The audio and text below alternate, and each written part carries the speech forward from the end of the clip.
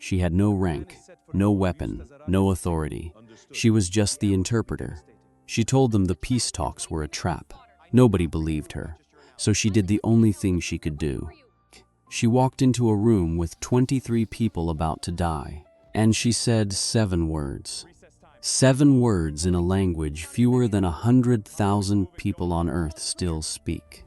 7 words that she learned from her grandmother at 8 years old. 7 words that stopped a war council, bought 40 minutes, and emptied a kill zone before the bombs went off. The colonel asked her afterward, "How do wars start?" she said, with a word that means something different in each room. This is the story of Nadia Solis, and what 7 words can do when the right person says them at the right time.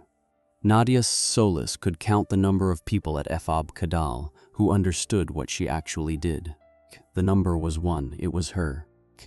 Everyone else understood what they thought she did, which was considerably simpler. They thought she turned words from one language into equivalent words in another language. Input and output, conversion, the way a thermometer converts Celsius to Fahrenheit. Exact, mechanical. The kind of work a good dictionary could do in principle, if dictionaries were faster and could follow the conversation. They were wrong. She had given up correcting them.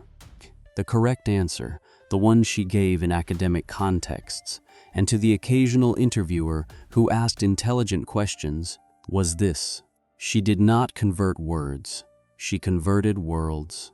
Every language encoded a specific model of reality, a specific way of organizing experience into meaning, and the words were just the surface of that encoding, the visible edge of something that went much deeper.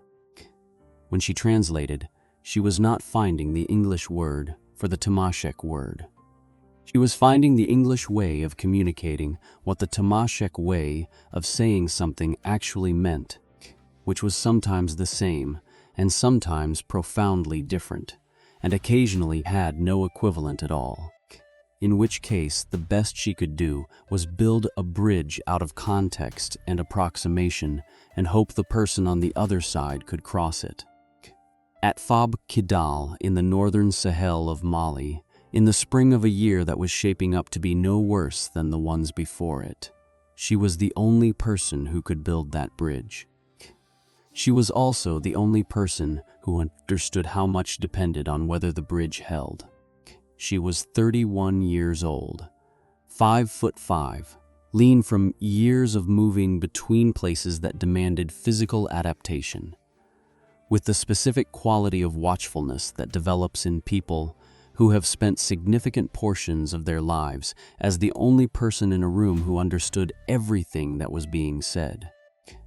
She had dark eyes, her mother's eyes, and her father's patience, which was the patience of a man who had spent his career in foreign service, learning that silence, correctly deployed, was more useful than almost any other diplomatic tool. She had been contracted to the U.S. Army Special Operations Advisory Element in Mali for 11 months. Before Mali, she had been in Côte d'Ivoire, and before that in Niger, and before that in graduate school at Georgetown, where she had studied conflict linguistics and had written a thesis on the role of mistranslation in the breakdown of 3 historical peace negotiations. The thesis had been well received in academic circles. It had not been read by anyone at Kidal. She was called the interpreter, sometimes the linguist, occasionally from a lieutenant named Harker, who was 24 years old and from Montana and had never previously needed to think carefully about language. She was called the translator girl.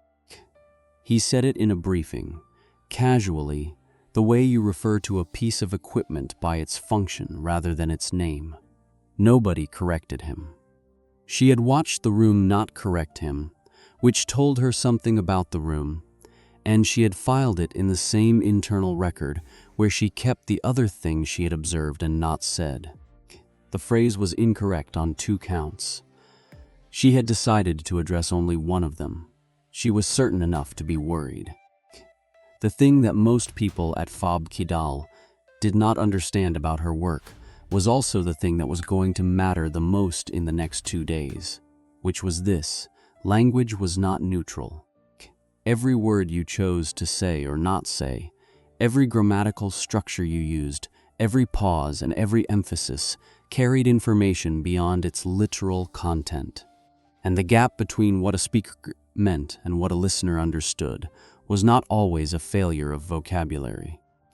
Sometimes it was a gap that the speaker had created on purpose, and the only person who could see the gap from both sides was the interpreter.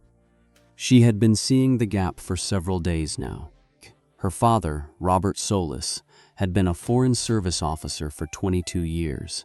He had been posted to Bamako when Nadia was 4 years old, and again when she was 11, and the years in Mali had given her a childhood that was lived simultaneously in 2 registers: the expatriate world of the American Community School and the State Department compound, and the world of her mother's family, which was a world of the Sahel, of the desert edge, of the specific knowledge that came from living, where the land required everything you had and gave back exactly what you had learned to take.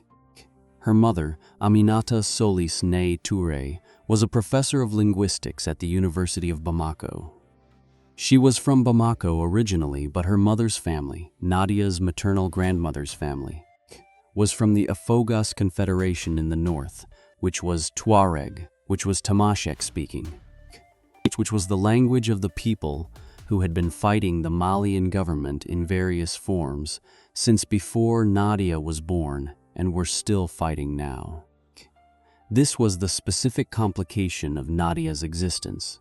She understood both sides of a conflict that most people she worked with understood as having one side and one enemy. She knew the history that made the Tuareg resistance something other than simple terrorism. She knew the cultural framework that shaped how Tuareg fighters understood their own actions, which was the framework of a people who had been nomadic and independent for 1,000 years, and who had been told repeatedly by governments they had never consented to that they were now citizens of a nation-state whose borders had been drawn by Europeans 100 years ago. She also knew that people were dying on all sides and that the dying had to stop.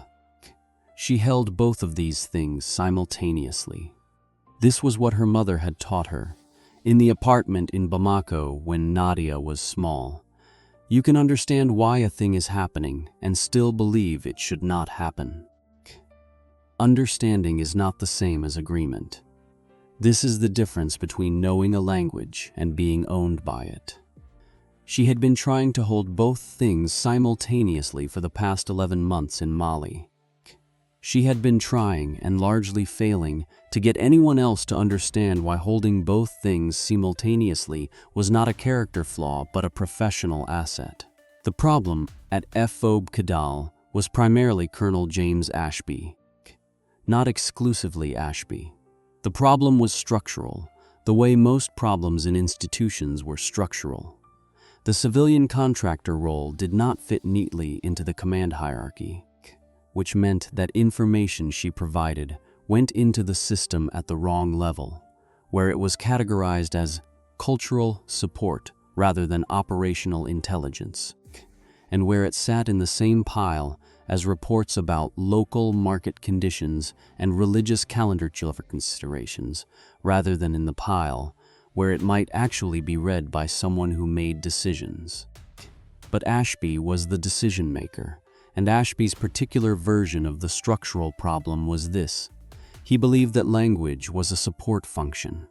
Necessary, the way logistics was necessary, the way medical support was necessary, but not operational, not intelligence.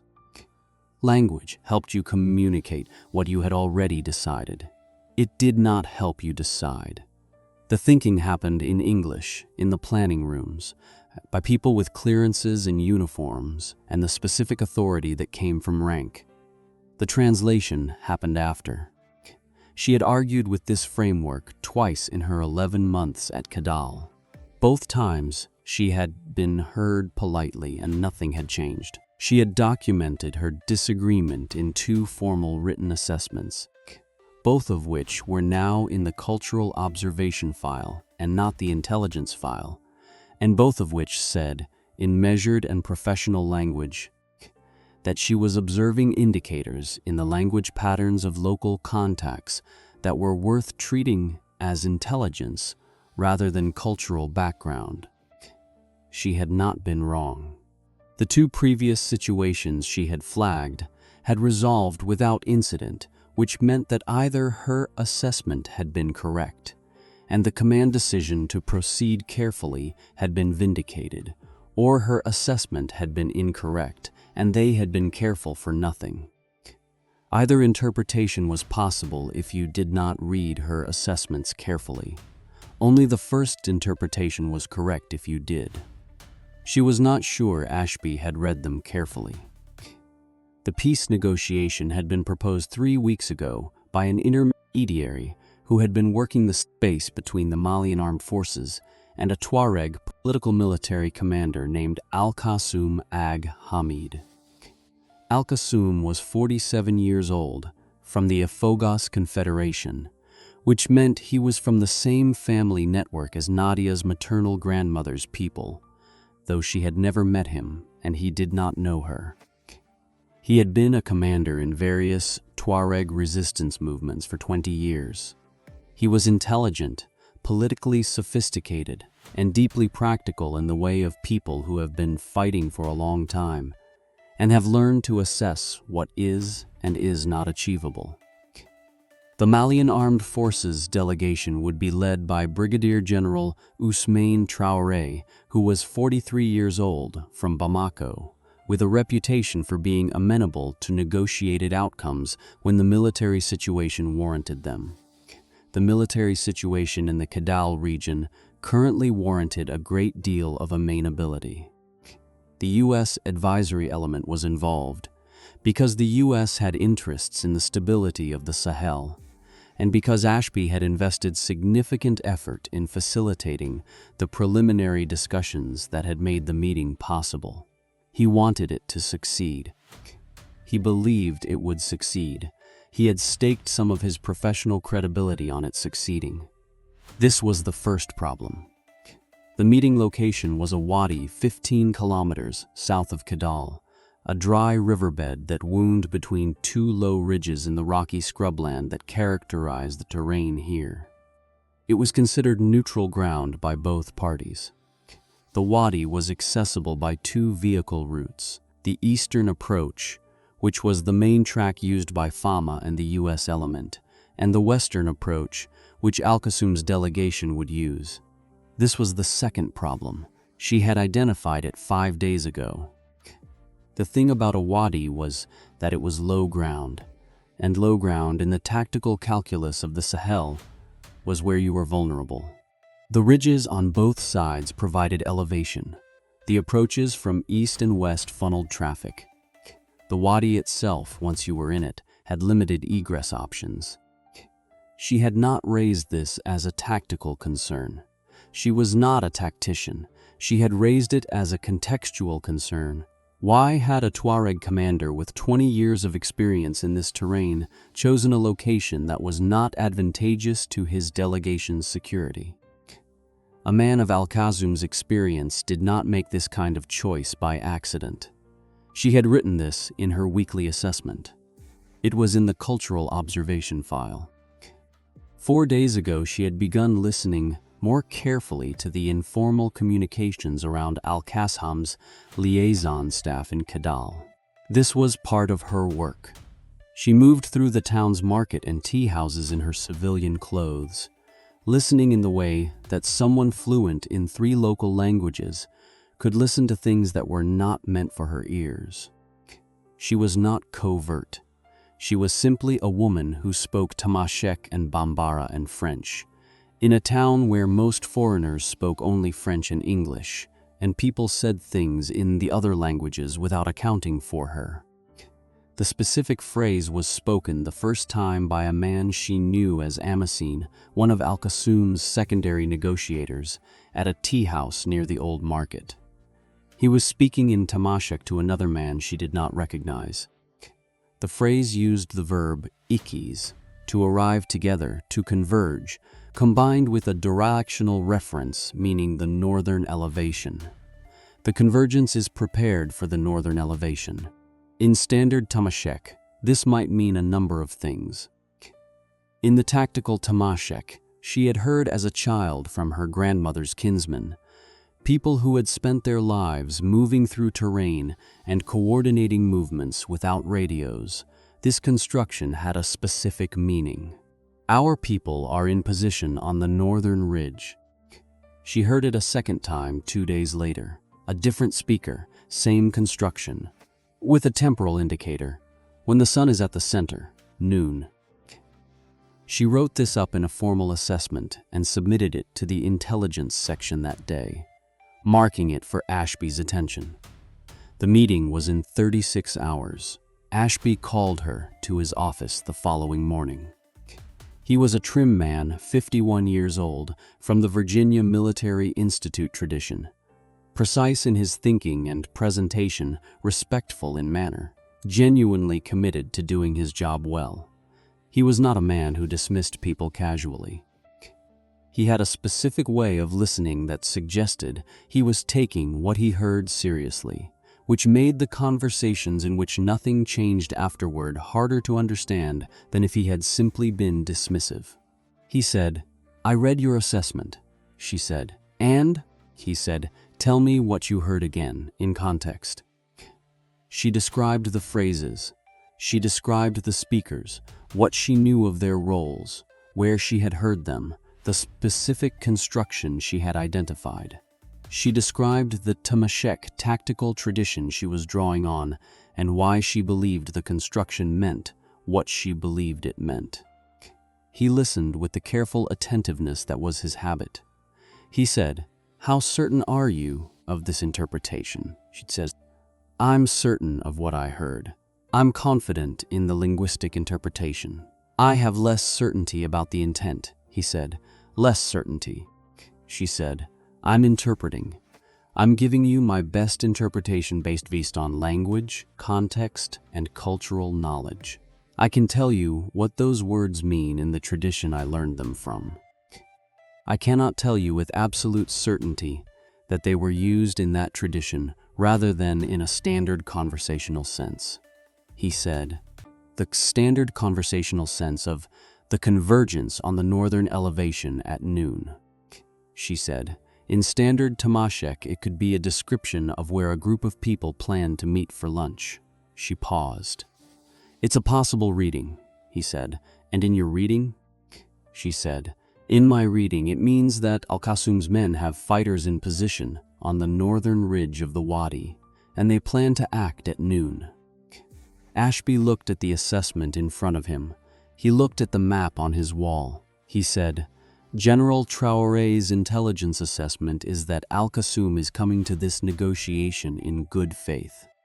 She said, "General Traore's intelligence assessment is based on signals intelligence and human intelligence sources that are listening to the same people I am. None of those sources speak Tamashek at the level I do." She stopped. "None of those sources are hearing the tactical register." He said, "You're suggesting that our allies' intelligence apparatus is missing something you're catching." She said, "I'm suggesting that our allies' intelligence apparatus does not have a native-level speaker of the tactical Tamashek register in the field. That's not a criticism of their capability. It's a gap in the information environment." He was quiet for a moment. He said, "This negotiation is fragile. If we cancel or postpone without a compelling intelligence reason, we risk communicating to Al-Qasam that we don't trust him, which may make a future negotiation impossible."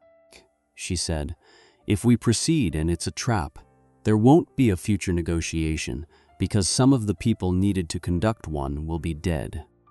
Ashby held her gaze.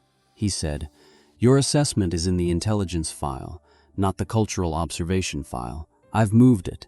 It will be considered." She said, "When will that consideration produce an action?" He said before the meeting. He paused. The meeting is in 36 hours.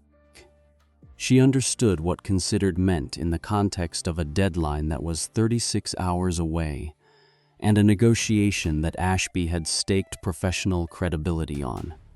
Considered meant it would be weighed. It did not mean it would change anything, she said. Colonel Ashby. She stopped.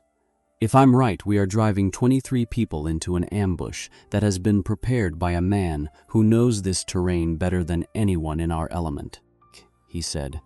And if you're wrong, we are canceling a peace negotiation based on a civilian contractor's interpretation of an overheard conversation. She heard what was in the space between his words. Not dismissal, not contempt. Just the institutional weight of the decision he was being asked to make and the sources he trusted to make it. She was not a source he had been trained to trust. She was a contract employee whose role was listed on the manifest as language support. She said, "Is there anything I can provide that would change the calculus?" He said, "Bring me something more concrete. A visual confirmation, signals intelligence, a second source. Bring me something that isn't based on cultural interpretation, and I'll act on it immediately." She said, "The people who provide those things don't speak Tamashek at this register.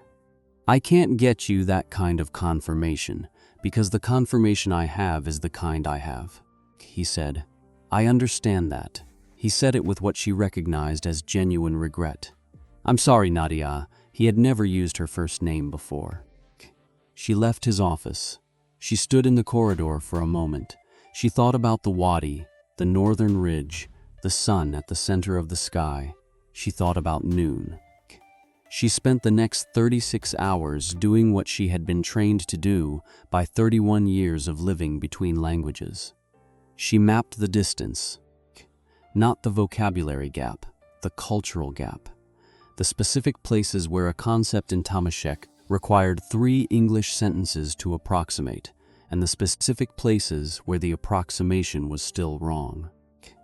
She thought about this in the same methodical way she had been thinking about it since she was 8 years old, sitting on the floor of her grandmother's house in the Ifogas territory, listening to a dispute between 2 families, watching her grandmother choose each word with the specific deliberateness of someone who understood that words were not just sound but structure, and structure was not just organization but power. She spent part of those 36 hours reviewing everything she knew about Al-Qasum, his history, his public statements, the pattern of his negotiations over 20 years, the specific things that had made previous arrangements fail. She found what she needed in a diplomatic note from the French embassy in Bamako from 2018, shared with U.S. partners, describing a negotiation in which Al-Qasum had participated. The note said, in diplomatic French, Commander Al-Qasum demonstrated throughout the session a strong awareness of the distinction between an offer made in the traditional Tuareg manner, which carries the weight of Tyrowen and cannot be dismissed without consequence, and an offer made in the modern administrative manner, which is simply a document that can be countered or rejected. He appeared particularly attentive to whether the formal cultural protocols were being observed by the other side. She read this 3 times. Then she opened the Tuareg oral law literature she had been accumulating for 2 years and found what she was looking for in a chapter on Ifogas Confederation dispute resolution. The chapter described a negotiation form called the Tyrowen offer. A Tyrowen offer was made using specific ceremonial language that signaled to the receiving party that what was on the table was not an administrative proposal, but a traditional recognition. The receiving party, upon receiving a Tyrowen offer, was obligated by protocol to consult with their elders before accepting or declining. To decline without consultation was a violation of protocol. To accept without consultation was equally inappropriate. The only correct response was, "We must have time." The specific phrase used to trigger this protocol, in the Afogus tradition, was the phrase Emaidat Nakal, the gift of land, combined with a ceremonial address to the confederation in question. She had heard this phrase from her grandmother when she was 8 years old, in the context of a territorial dispute between two families. Her grandmother had explained what the phrase did. It stopped the argument, not by resolving it, by creating the ceremonial obligation to slow down, to consult, to allow time for the traditional process. She had been 8 years old. She had not imagined she would ever need it. She looked at the phrase. She thought about Al-Kasum, who was from the Ifogas Confederation, whose people had been using this phrase for generations, who would recognize it the moment he heard it. She thought about the 40 minutes a Tyrawan consultation recess would require. She thought about Ashby. She thought, if he acts on the assessment, I do not need this. If he does not act, I do. She kept it ready. She also spent part of those 36 hours on the other half of the architecture. The French half. She thought about the specific phrase in French military diplomatic culture called le fait accompli, the accomplished fact, and about a concept in Bambara called baraka, which was Arabic in origin, but had acquired in the Malian context a specific meaning around legitimacy and opening ceremony. She was going to need all of these simultaneously. She thought about how to hold them all at once without dropping any. She did not sleep much. She drank tea and thought about language. The morning of the negotiation, she submitted 2 documents to Ashby's office. One was a revised version of her intelligence assessment, incorporating the second hearing of the tactical phrase and adding her analysis of the specific temporal indicator. The second was a 1-page request to be given an active facilitation role, with the authority to introduce cultural protocol elements as she judged them necessary. Ashby's aide returned both documents to her desk with a note. Assessment acknowledged. Protocol facilitation not within current contract scope. Please continue in standard translation role. She put the note in her pocket. She finished her coffee. She put on the headscarf she wore in formal contexts in northern Mali, which communicated something specific about her relationship to the cultural context, something that mattered to the people she was working with. She went to the vehicles. The convoy to the Wadi was 3 vehicles, 2 American HMMWVs and a Fama Land Cruiser. Ashby was in the lead vehicle with General Traoré and his aide. Nadia was in the second vehicle with Harker and a communications sergeant named Boyle, who spoke no French and no local languages, and who read military thrillers on his tablet during transit. The terrain north and south of Kidal was the color of everything that had been in the sun too long. Dun and brown, and the specific pale gray-green of desert vegetation that required an adjustment before you could read it correctly. You had to look at the desert on its own terms, not as a place where things were missing, as a place where things were exactly what they were. She looked at the terrain on its own terms. The northern ridge was visible from the road, low and rocky, the elevated edge of the plateau that bordered the Wadi approach. She looked at it systematically, the way her father had taught her to look at things. Start at one end, move to the other, note what does not change and what does. What did not change: rock, sparse scrub, the specific texture of desert stone at this elevation. What did change: nothing visible. Nothing visible was not the same as nothing there. The convoy stopped at the edge of the wadi. The meeting site was a flat area in the bottom of the dry riverbed, approximately 50 meters wide, where seasonal flooding had deposited a layer of fine sand over the rocky substrate. A tarp over 4 wooden poles, folding chairs, a folding table. The Fama had provided this setup. On the other side, Al-Qasam's delegation was arriving along the western track. 3 vehicles, dusty, moving slowly. Nadia stood beside the convoy, and watched the arrivals. She counted them. 6 men with Al-Qasum, 2 of whom she recognized from Kidal. Amaseen was among them. She watched Amaseen's eyes when he arrived. She watched where his gaze went first. His gaze went to the eastern end of the northern ridge. It was a brief look, a fraction of a second. The kind of glance that was habitual, unconscious, the automatic situational awareness of someone who had spent years checking his angles. Anyone who was not watching for it would not have noticed. She noticed, she filed it, she walked toward the meeting tent. The formal greetings took 20 minutes. There were protocols, specific order of handshakes, specific forms of address, the tea ritual that the Fama had prepared correctly. Nadia translated everything in real time, standing between the 2 groups, keeping her voice neutral and her body language open, and her attention divided 3 ways. 1/3 on the words themselves. She translated accurately. That was always the first obligation. 1/3 on the subtext. The Fama delegation's French carried the register of Bamako government officials. Correct? Slightly formal. The language of the capital, reaching across distance toward the north.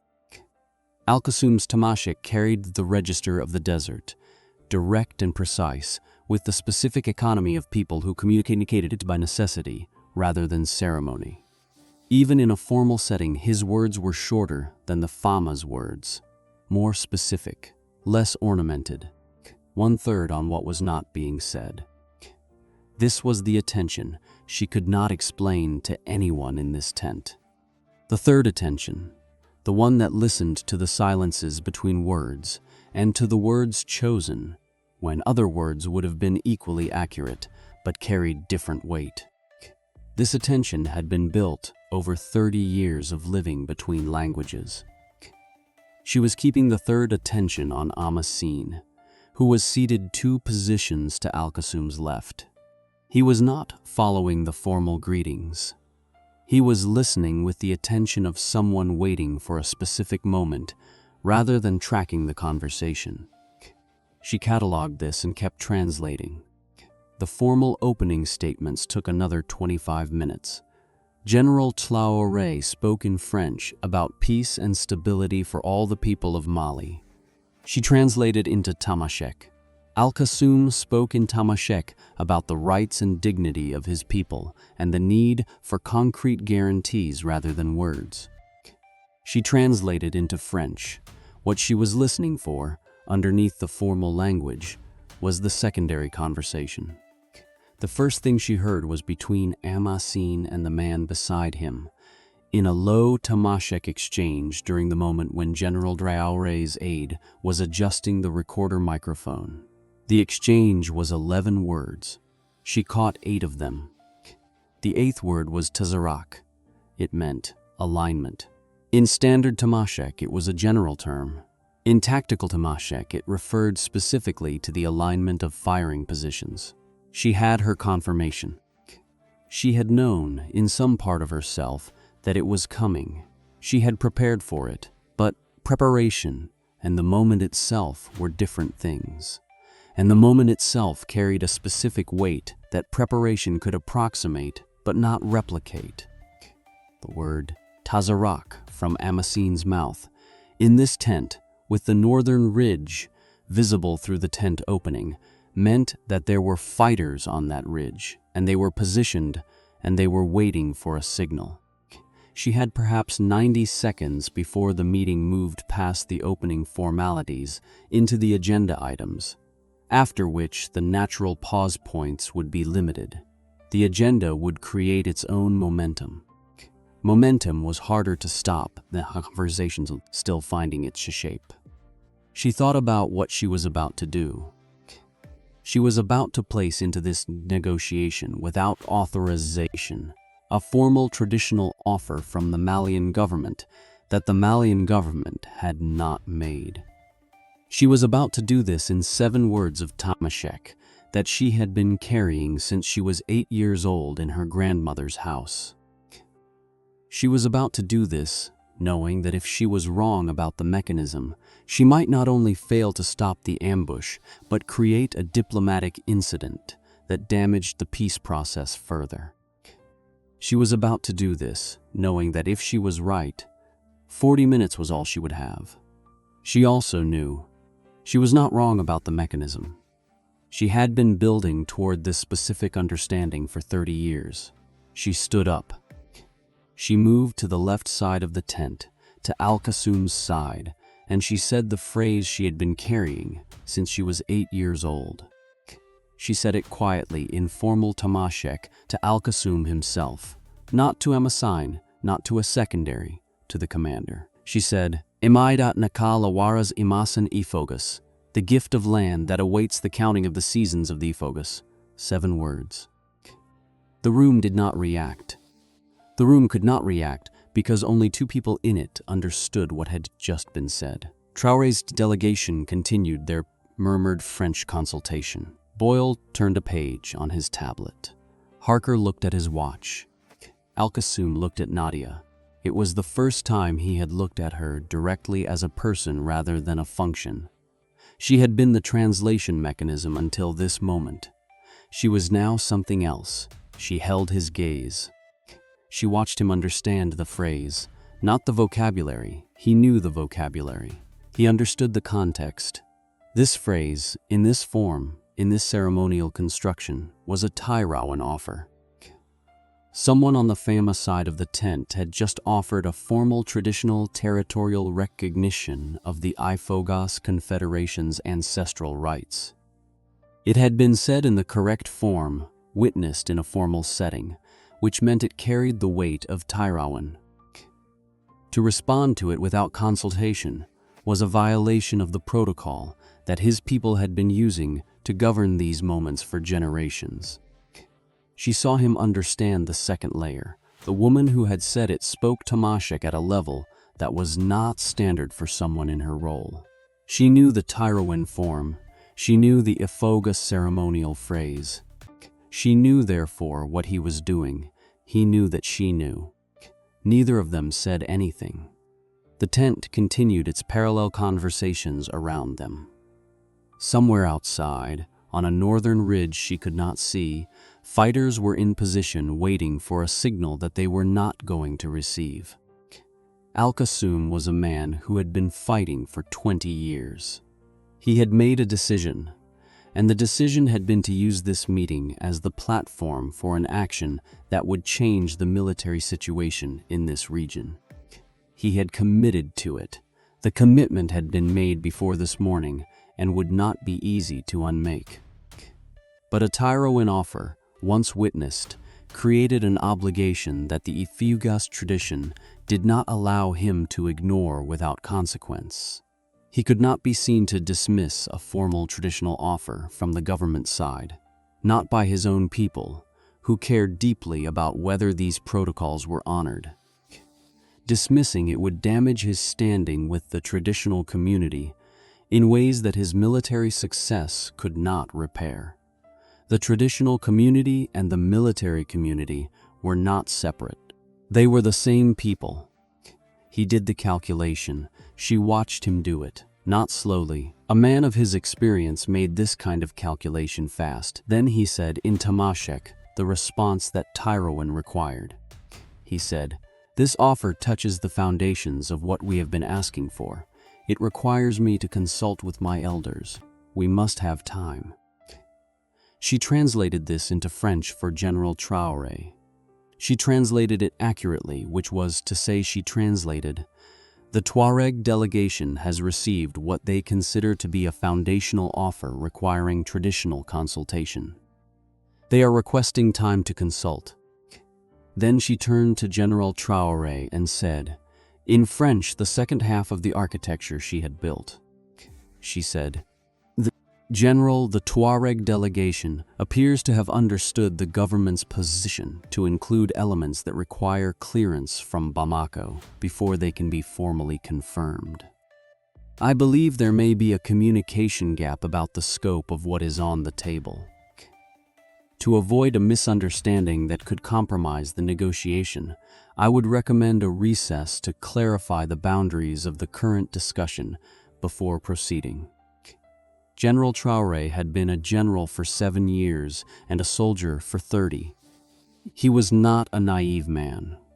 He understood that something unexpected had happened in the Tamashek that he had not followed, and that his interpreter was recommending a recess for reasons that were not fully stated. He was also a careful man. When his interpreter recommended a recess, he took it. He said yes. He said it to Ashby. He said, "I think we need 20 minutes for internal consultation." Ashby looked at Nadia. She looked at Ashby. She said quietly in English, "Colonel, I need to speak with you now." He heard something in her voice that was not panic, but was the specific quality of certainty she had not been able to communicate in his office the day before. In his office, it had been an assessment. Now it was a fact. The fact was standing in this tent with them. He said, "Excuse me a moment," to General Traoré. They stepped outside the tent. She said, "The word Tuareg means alignment of firing positions in tactical Tamashek." She said it quickly and without preamble. "I heard it 11 minutes ago from one of Al-Qasum's secondary negotiators. I have successfully requested a traditional consultation recess from both delegations. We have approximately 40 minutes before the recess ends." Ashby looked at her. She said, "The action was planned for noon. It is now 10:47. We have 40 minutes before the delegations are expected to reconvene. Possibly longer if I can extend the recess. You need to move the element out of the wadi now." He said, "If you're wrong about this." She said, "If I'm wrong, you have caused a diplomatic interruption that can be explained as a miscommunication requiring clarification. If I'm right, and you do nothing, we have 23 people dead in this wadi before noon." He held her gaze. She held his. He said, "How confident are you?" She said, "I'm not uncertain." He said it differently. He said, "Nadia, how confident?" She said, "I heard Tuareg from a man whose eyes went to the eastern ridge the moment he arrived. I introduced a ceremonial offer that Al-Qasum could not reject without political damage, and he accepted the recess. He accepted it because he needed to recalculate. He does not want us to know what is on that ridge, and now he is not sure what we know." She stopped. "We have 40 minutes. Less if he decides the recalculation isn't working." Ashby looked at the ridge. He looked at the tent. He looked at Traoré's vehicle and his own vehicle and the track out of the wadi. He said, "Get back in there. Keep the recess going. Keep both delegations at the table. I need 15 minutes." She went back into the tent. She spent those 15 minutes doing what she was trained to do. She managed the recess in both directions simultaneously. To Al-Qasum's side, she used the cultural protocols she knew to communicate that the FEMA delegation was taking the traditional offer seriously. To the FAMA side, she provided context for why this kind of traditional consultation was normal and should not be interpreted as resistance. She was translating. She was translating intent as well as words, and the intent she was translating for both sides was, "This recess is natural. This recess is appropriate. There is no reason to change anything yet." She watched the door of the tent. She counted minutes. At 13 minutes, Ashby appeared at the tent entrance and looked at her. She understood. She stood up. She said, "In Tamashek, to Al-Qasum's delegation. The government side has requested a brief technical consultation outside. This is in keeping with the seriousness with which they are treating today's discussion." She paused. 20 minutes. She said, in French to Traoré's delegation, "We need to step outside for a consultation. Technical matter. 20 minutes. She walked to the tent entrance. Behind her, she heard Amasine say something in Tamashek. She heard the word "a call." It meant, "Something has gone wrong." She did not turn around. She walked to the vehicles. Ashby was already at Traoré's vehicle, speaking rapidly. She moved to Harker and Boyle by the 2nd HMMWV.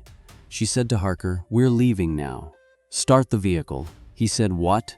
she said. "Colonel Ashby is briefing General Traoré. We are leaving the wadi. Please start the vehicle." He said, "Did Ashby order?" She said, "Yes." This was not entirely true. Ashby had said 15 minutes. She had given him 13. But the 15 minutes had passed, and the situation had become more urgent, and Harker would see the other vehicles moving in approximately 40 seconds. The other vehicles began moving. She got in the second HMMWV. Harker started it. They moved. The convoy left the wadi in 3 vehicles, in the order they had arrived, moving at controlled speed, because accelerating hard would communicate information to anyone watching.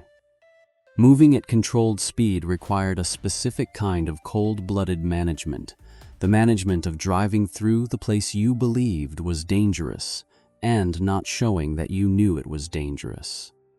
She sat in the second vehicle and did not look at the northern ridge. She looked at the vehicle in front of her. She counted seconds.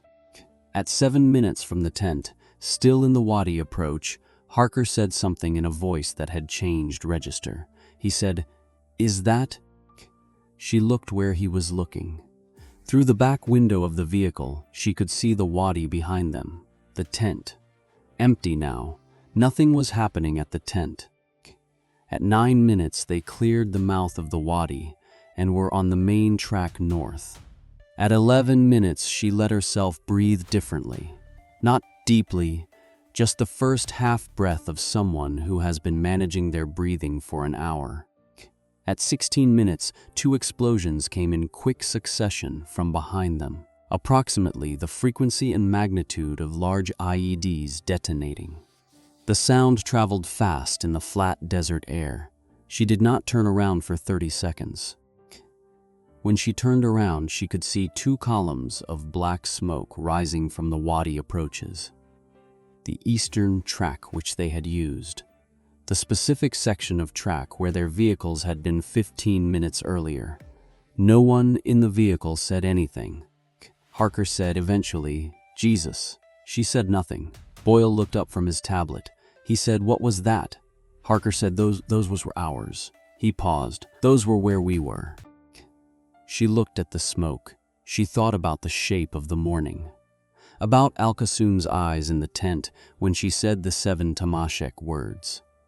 About the calculation she had watched him make. About the moment he understood that the woman translating his words was also listening to everything he was not saying. She thought about Tazarak, the alignment that had been prepared and had found nothing. She thought about the 40 minutes. The debrief happened at Fob Kidal at 1500. The tent at the wadi had been destroyed by IEDs placed overnight in the approach tracks.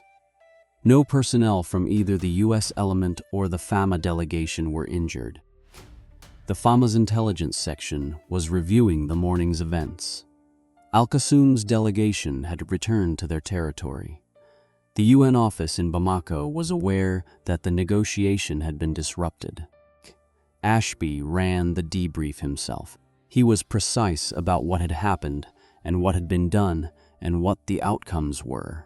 He was precise in the way that people were precise when they were also angry, which was to say the precision served as a container for something larger that he was not yet ready to address.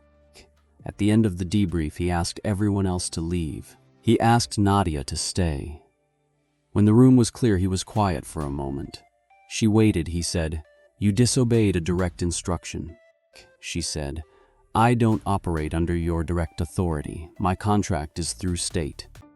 He said, "You used language I had not authorized to make a representation to a Tuareg commander on behalf of the U.S. government and the Malian government that neither of those governments had authorized."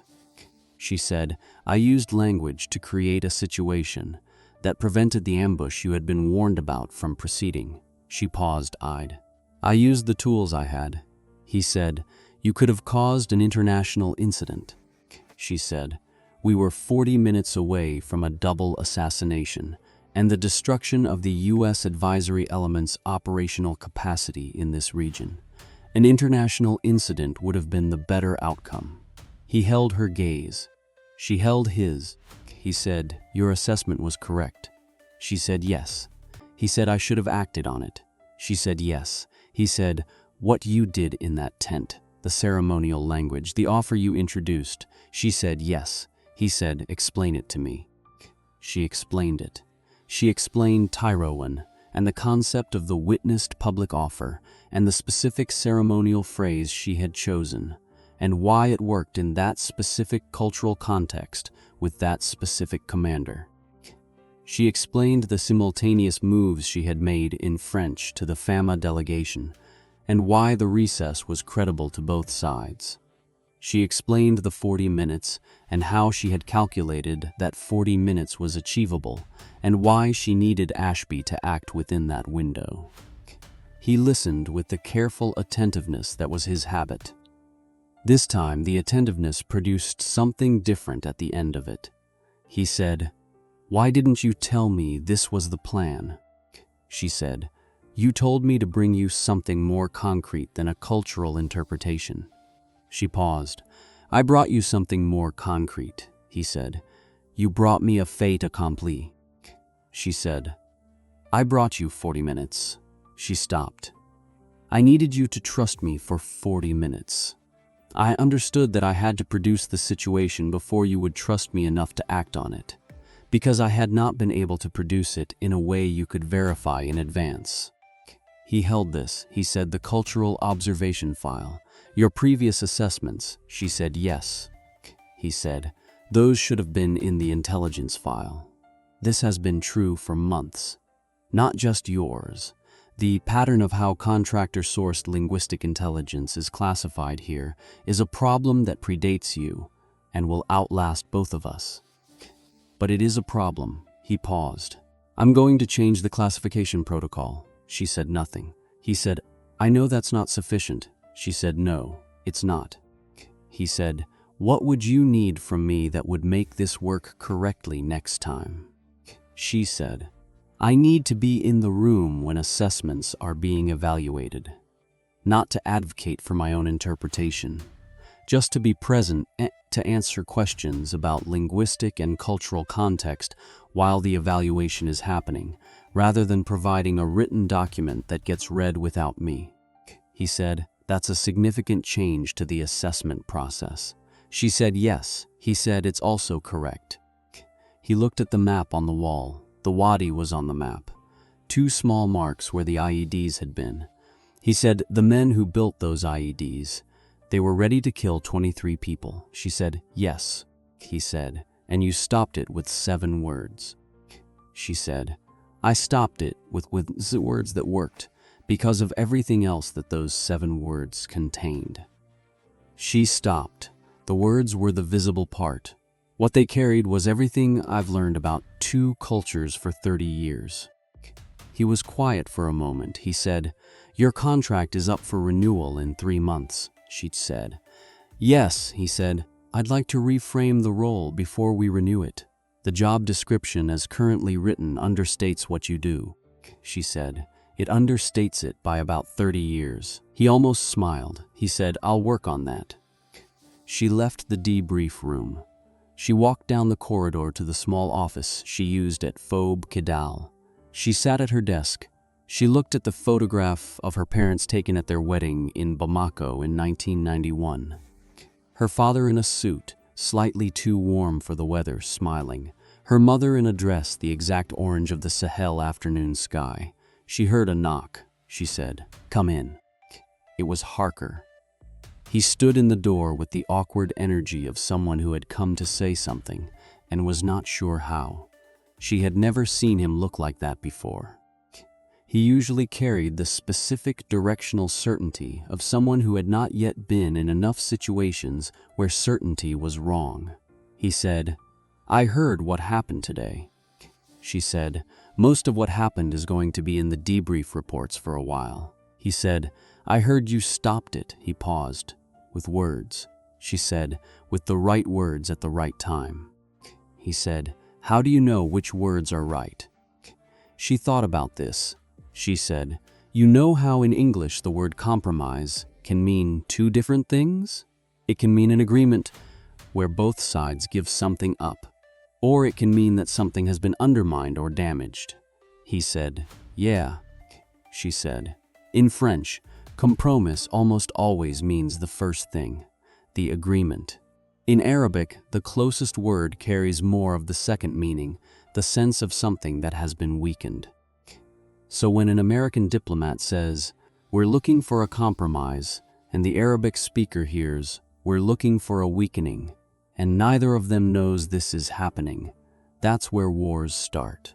Not with malice. With a word that doesn't mean the same thing in both rooms. He said, "You're saying the translation was wrong."